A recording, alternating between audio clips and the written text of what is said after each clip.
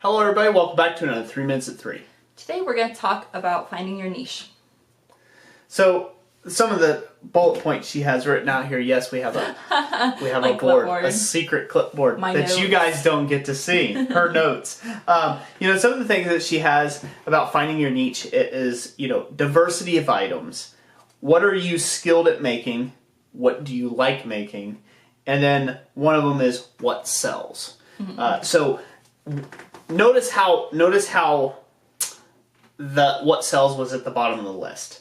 So you should never define your niche by just whatever sells good, because people are fickle.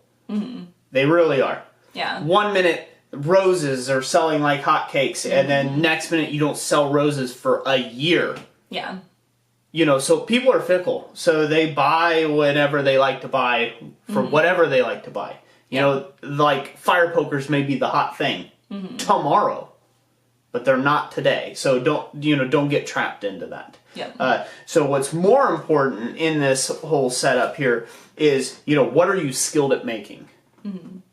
What do you like to make? Those sort of things. Yeah, and actually the very first thing I put on the list was diversity of items. And I put that on the list first because if you haven't experimented enough yet to know, to try different styles or to try forging different types of items, you may not necessarily know what you're good at forging just yet if you haven't tried it and tested the limits for yourself. Yeah, see, so she put them in lists in order that way. So we'll read those again, Jessica. Read those again for him. So the diversity of items, and then followed by what are you skilled at making or what do you like making, and then what sells.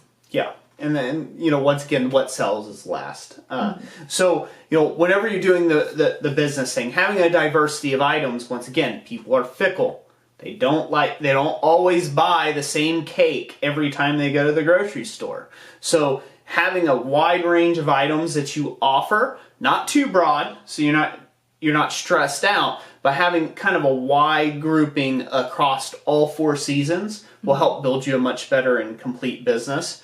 And then, really honing in and focusing in on the items that you're good at or you really like making, because that's going to make you happy to be at work every day. Yep. And then the last is what sells. So you may be really happy making like this one thing, but you get 3 cents and it takes you all day to make that one thing. And that doesn't pay the bills, so you can't make the one thing for the rest of your life. That it just won't work out. So then you have to find out what sells well or what has a good amount of return in your investment of time for you. Yep. So that's going to be it for this 3 Minutes at 3. We really hope you enjoyed this one. Thank you for joining us. And like we always say, God bless you. And we'll catch you on the next one.